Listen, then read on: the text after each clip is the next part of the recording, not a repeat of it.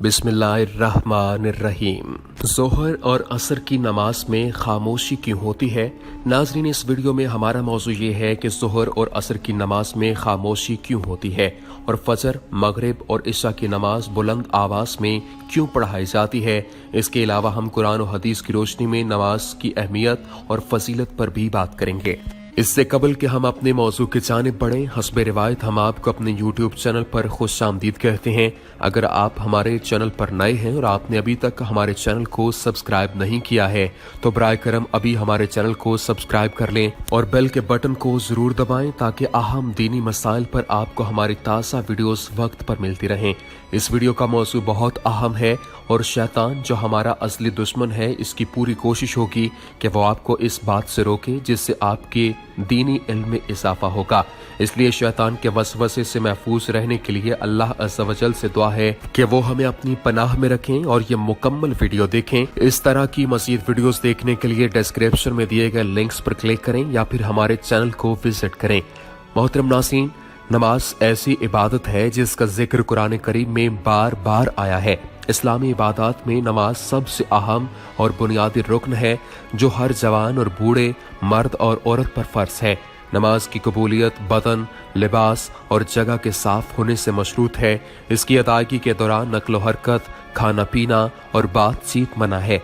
ये पाबंदी किसी और इबादत में नहीं है क्योंकि नमाजी अल्लाह अज़्ज़ व जल से राज़ो न्याज की बातें करता है। अल्लाह ताला नमाजी के चेहरे की तरफ होता है और सजदे की हालत में इंसान रब्बे कायनात के करीब तर होता है। नमाज अल्लाह के यहाँ महबूब तरीन अमल है।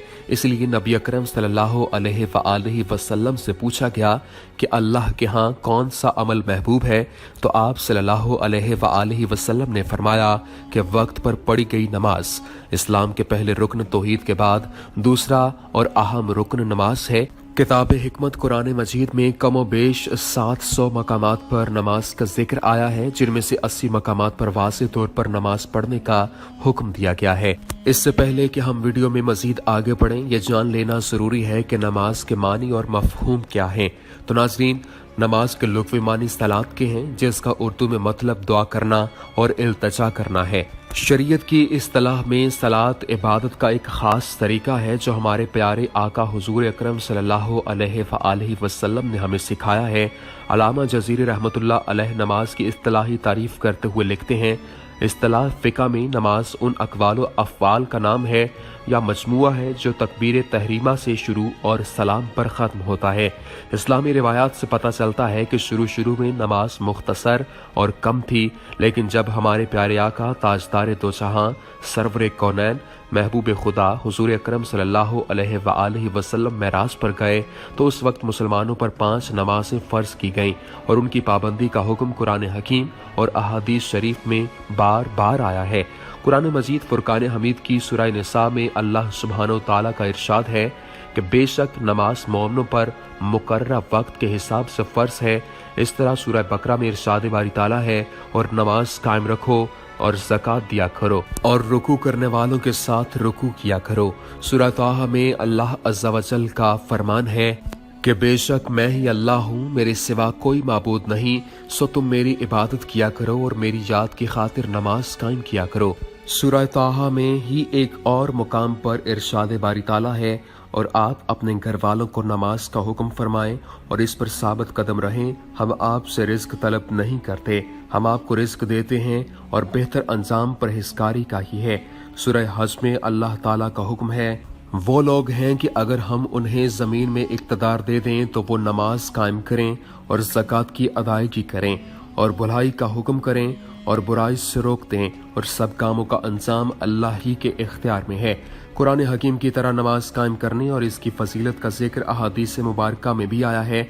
हज़रत इबादा बिन सामत रज़ी अल्लाह ताला अन्हु से रिवायत है कि हुज़ूर अकरम सल्लल्लाहु अलैहि वसल्लम ने फरमाया, 5 नमाजें हैं जिनको अल्लाह ताला ने अपने बंदों पर फ़र्ज करार दिया है। जिसने इन नमाजों को बेहतरीन वज़ू के साथ इनके मुकर्ररा औकात पर अदा किया और इन नमाजों को रुकू, सुजूद और कामिल खुशू से अदा किया, तो ऐसे शख्स से अल्लाह ताला का वादा है कि इसकी मग़फ़िरत फरमा दे, और जिसने ऐसा नहीं किया तो ऐसे शख्स के लिए अल्लाह ताला का कोई वादा नहीं है। अगर चाहे तो इसकी मग़फ़िरत फरमा दे और चाहे तो इसको अज़ाब दे। نماز کے حوالے سے حضرت عثمان رضی اللہ تعالیٰ عنہ سے روایت ہے کہ رسول اکرم صلی اللہ علیہ وآلہ وسلم نے فرمایا، جس نے یقین کر لیا کہ نماز حق ہے اور فرض ہے تو وہ جنت میں داخل ہوگا۔ حضرت ابو ذر رضی اللہ تعالیٰ عنہ کا بیان ہے کہ حضور اکرم صلی اللہ علیہ وآلہ وسلم سرما کے موسم میں جب درختوں سے پتے گر رہے تھے تو باہر نکلے۔ آپ علیہ السلام نے ایک درخت کی 2 شاخوں کو پکڑ لیا۔ ابو ذر رضی اللہ تعالیٰ عنہ فرماتے ہیں کہ شاخ سے پتے گرنے لگے اور پھر رسول اللہ صلی اللہ علیہ وآلہ وسلم نے فرمایا کہ ابو ذر، مسلمان بندہ جب نماز اس مقصد سے پڑھتا ہے کہ اس سے اللہ تعالیٰ کی رضامندی حاصل ہو جائے تو اس کے گناہ اسی طرح جھڑ جاتے ہیں جس طرح یہ پتے درخت سے جھڑتے جا رہے ہیں۔ ایک اور حدیث مبارکہ میں ارشاد نبوی ہے کہ یقیناً پہلی چیز جس کا حصہ بندے سے لیا جائے گا وہ نماز ہے، بس اگر نماز درست ہوگی تو بندہ کے جملہ اعمال درست ہوں گے، اور اگر نماز درست نہ ہوئی تو دوسرے تمام اعمال بھی درست نہیں ہوں گے۔ ناظرین، ان آیات مبارکہ سے نماز کی فرضیت اور فضیلت کا علم ہوتا ہے، لیکن اس ویڈیو کے سوال کا جواب ابھی باقی ہے کہ ظہر اور عصر کی نماز میں خاموشی کیوں ہوتی ہے؟ قرآن حکیم کی سورۃ الاسراء میں اللہ عز و جل نے فرمایا ہے کہ کہہ دو اللہ کہہ کر پکارو یا رحمان کہہ کر پکارو، جس نام سے پکارو سب اسی کے عمدہ نام ہیں، اور اپنی نماز میں نہ چلا کر پڑھ اور نہ بالکل ہی آہستہ پڑھ، اور اس کے درمیان راستہ اختیار کر۔ ان آیات میں ہمیں درمیانی راستہ اپنانے کا حکم دیا گیا، کیونکہ شروع میں جب مسلمان نماز پڑھتے تو ساری نمازوں میں اونچی آواز سے قرات کرتے تھے اور کفار کو یہ پسند نہ تھا، لہٰذا وہ مسلمانوں کے قریب آ کر شور و غل کرتے، سیٹیاں بجاتے اور مسلمانوں کو نماز ادا نہیں کرنے دیتے۔ اللہ اور حضور اکرم صلی اللہ علیہ وآلہ وسلم کی شان میں نازیبا کلمات کہتے، گستاخی کرتے اور توہین کرتے تھے۔ اس لیے اللہ تعالیٰ نے مسلمانوں کو حکم دیا کہ نہ تو اتنی اونچی آواز میں پڑھو کہ کفار سن لیں اور بے ادبی اور گستاخی کریں، اور نہ اتنا آہستہ پڑھو کہ تم خود بھی نہ سن سکو، لہٰذا درمیانی آواز میں قرات کر لیا کرو۔ تیسری بات یہ کہ فجر اور عشاء کے وقت کفار سوئے ہوتے ہیں اور مغرب کے وقت کھانے پینے میں مشغول ہوتے تھے، اس لیے ان 3 اوقات میں حکم دیا کہ جہرن نماز ادا کی جائے، مطلب کہ اونچی آواز میں، کیونکہ کفار ان اوقات میں کھانے پینے اور سونے میں مشغول ہوتے تھے۔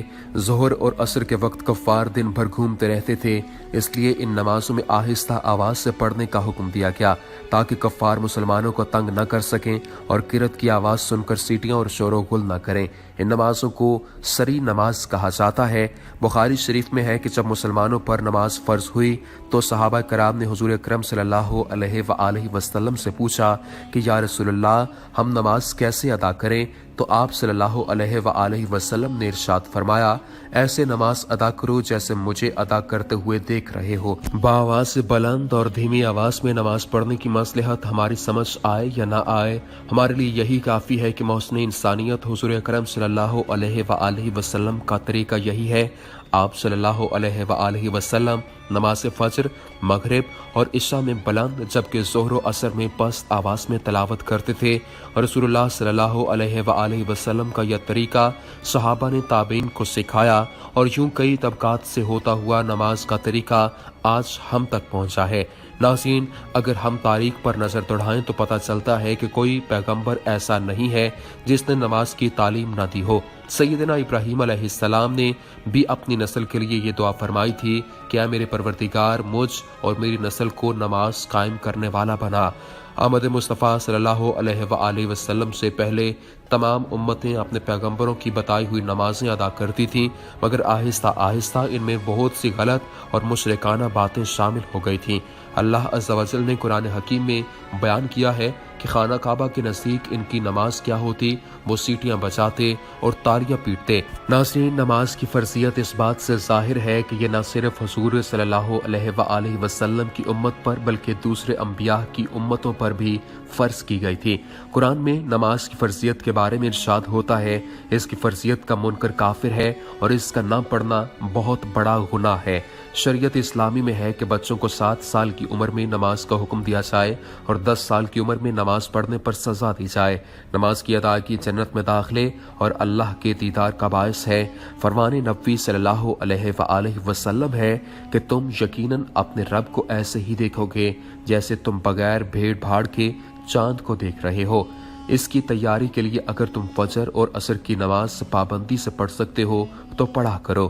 اللہ عز و جل سے دعا ہے کہ وہ ہمیں پنجگانہ نماز ادا کرنے کی اور قائم کرنے کی توفیق عطا فرمائے، آمین۔ وآخر دعوانا ان الحمدللہ رب العالمین۔